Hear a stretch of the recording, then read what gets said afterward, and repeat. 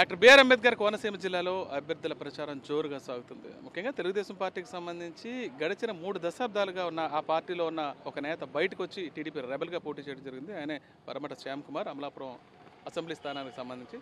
Sir చెప్పండి, Telugu Desam party నుంచి ఎందుకు బయటకు రావాల్సి వచ్చింది? దాదాపు 3 దశాబ్దాల కెరీర్ మీకు అందులో గడిచింది కదా, ఏ ఉద్దేశంతో బయటకు వచ్చారు? ఏం జరిగిన అన్యాయం? పార్టీ నాకు న్యాయం చేయకపోవడం వల్ల ఇవాళ బయటకు వచ్చి నేను స్వతంత్ర అభ్యర్థిగా పోటీ చేస్తా ఉన్నాను. ఈ స్వతంత్ర అభ్యర్థిగా కూడా నాకు నేనుగా రాలేదండి.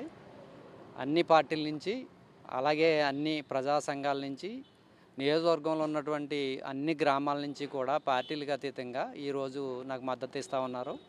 ఖచ్చితంగా మిమ్మల్ని గెలిపించుకునే బాధ్యత మాది అని చెప్పి నియోజకవర్గంలో ఉన్నటువంటి వివిధ పార్టీల నుంచి నాయకులు కానీ అందరూ నాకు మద్దతు ఇవ్వడం వల్లే ఈరోజు నేను స్వతంత్ర అభ్యర్థిగా ముందుకు వచ్చాను. తెలుగుదేశం పార్టీ నాకు న్యాయం చేసుంటే కనీసం నా పేరు పరిశీలనలోకి తీసుకుని లేకపోతే కనీసం కూర్చోబెట్టి మాట్లాడుంటే ఈరోజు నేను ఈ ఇండిపెండెంట్గా రావాల్సిన పరిస్థితి లేకపోయి ఉండేది. ఇప్పుడు సాధారణంగా 3 దశాబ్దాలు ఉన్న వ్యక్తి కొంత ప్రభావం చూపించగలిగే నాయకుడిని ఖచ్చితంగా ఏ రాజకీయ పార్టీ అయినా సరే పరిగణలోకి తీసుకుంటుంది. బట్ మీ విషయానికి వచ్చేటప్పటికి పక్కాగా ఎక్కడ అన్యాయం జరిగింది అనుకుంటున్నారు? ఏ విషయంలో? ఈవెన్ చంద్రబాబు కూడా పట్టించుకోకుండా ఉండడానికి కారణం ఏంటి? అదే బాధాకరం అండి. చంద్రబాబు నాయుడు గారు మాకు ఎలక్షన్ వచ్చిన ప్రతి సంవత్సరం కూడా నేను సర్వేలు చేస్తున్నాను, సర్వేల్లో ఎవరు వస్తే వాళ్ళకే ఇస్తానని చెప్పేసి ప్రతిసారి కూడా చెప్తూ ఉంటారు మాకు. ఆ చంద్రబాబు నాయుడు గారిని మాటను పుచ్చుకొని నాలాంటి వాళ్ళు ఇంకా కొంతమంది ఉండొచ్చు, జూనియర్లు ఉన్నారు, నాకంటే పార్టీలో జూనియర్లు ఉన్నారు, వాళ్ళు కూడా టికెట్ ప్రయత్నాలు చేశారు. మరి ఇంత కష్టపడిన ఎందుకు పట్టించుకోవట్లేదు? ఇప్పుడు మీరు అన్నీ చెప్తున్నారు, దాదాపు 5-6 ఎలక్షన్స్ మీ ముందే జరిగినాయి, అప్పుడు ఎలాగో పట్టించుకోలేదు. ఈసారి అయినా సరే ఆరోపణలో ఉన్న వ్యక్తికే ప్రాధాన్యత ఇచ్చారు తప్ప మిమ్మల్ని ఎందుకు పట్టించుకోలేదు? క్లీన్ చిట్ ఉన్న వ్యక్తిని. అది ఇక్కడ మాకు ఏమైందంటే కొంచెం ఈ క్వార్టరీ ఏర్పడిందండి. క్వార్టరీ ఏర్పడి పార్టీలోనే క్వార్టరీ అండి.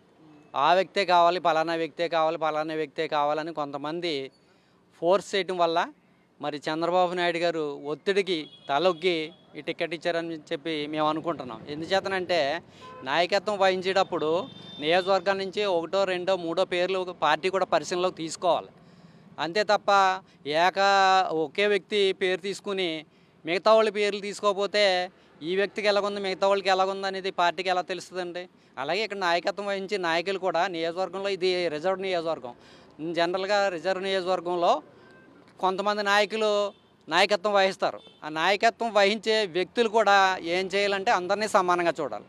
అందరినీ సమానంగా చూసి ఒక 3 పేర్లు లేకపోతే 2 పేర్లు కష్టపడిన వాళ్ళ పేర్లు పార్టీ అధిష్టానానికి ఇచ్చి, పార్టీ అధిష్టానం ఈ వ్యక్తుల్లో మీకు ఏ వ్యక్తి అయితే నెగ్గుతాడని సర్వేలో వస్తే ఆ వ్యక్తికి ఇవ్వండి, దానికి మేము పార్టీ కట్టుబడి పనిచేస్తామని చెప్పి చెప్పవలసినటువంటి ఇక్కడ పార్టీకి నాయకత్వం వహించే పెద్దలు అలా కాకుండా ఒకే వ్యక్తిని భుజాన్ని వేసుకుని వెళ్ళడం అనేది ఇది ఎంతవరకు న్యాయం అని చెప్పేసి ఈ సందర్భంగా మరి నేను క్వశ్చన్ చేస్తా ఉన్నాను. ఇప్పుడు ఎవరైతే పార్టీ పెట్టిన అభ్యర్థి ఉన్నారో ఐతాపత్తుల ఆనందరావు మీద మీరు బరిలో దిగి రెబల్గా దిగారు, ఆయన్ని దాటి అంతకన్నా ఎక్కువ ఓట్లు సంపాదించుకోగలని మీరు అనుకుంటున్నారు? ఖచ్చితంగానండి.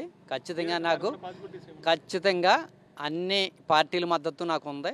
అన్ని నియోజకవర్గంలో అన్ని మండలాల నుంచి కూడా నాకు మద్దతు ఉంది. ఈవేళ నాకు కూడా తిరిగే నాయకుల మీద కొంతమంది మీద ఒత్తిడి తీసుకొచ్చి నాకు కూడా తిరగకుండా చేయగలుగుతున్నారు తప్ప ఓటు వేసేటప్పటికి వచ్చేటప్పటికి ఓటుని అనేది మీ ఎదురుగుండా వేయరు, అక్కడ సీక్రెట్గా వేస్తారు.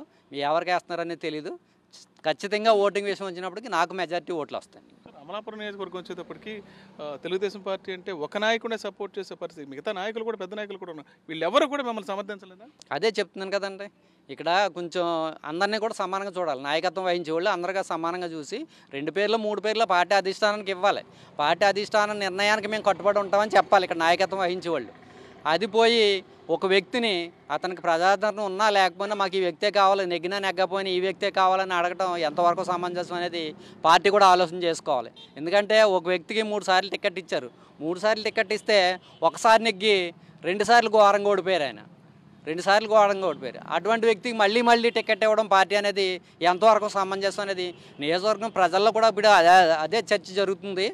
ఈ ఓటింగ్ శాతం వచ్చేటప్పటికి ఖచ్చితంగా సాప కింద నీరులాగా జరుగుతుంది.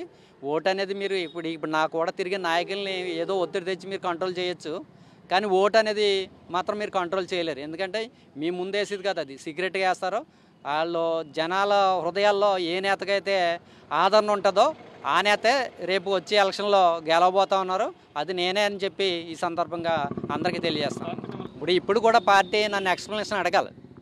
సస్పెండ్ చేసి ముందు 29 సంవత్సరాలు నేను పార్టీకి సర్వీస్ చేశాను. కోట్లాది రూపాయలు పార్టీ కోసం వెచ్చించాను. ప్రొద్దుట లెగిసిన దగ్గర నుంచి పార్టీ ప్రజలు తప్ప వేరే ఏది కూడా నేను పని పెట్టుకుని ఉండే. నా చుట్టూ ఉన్న వీళ్ళంతా కూడా అడిగితే చెప్తారు. నేను ప్రొద్దుట నుంచి ప్రజలు పార్టీ తప్ప వేరే పని ఏం పెట్టుకోలేదు. 29 సంవత్సరాలు కూడా ఆ విధంగా నేను సర్వీస్ చేశాను. నియోజకవర్గంలో ఏ గ్రామం వెళ్ళి అడిగినా కూడా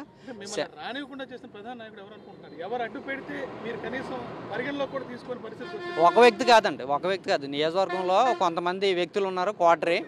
క్వార్టరీ ఉంది.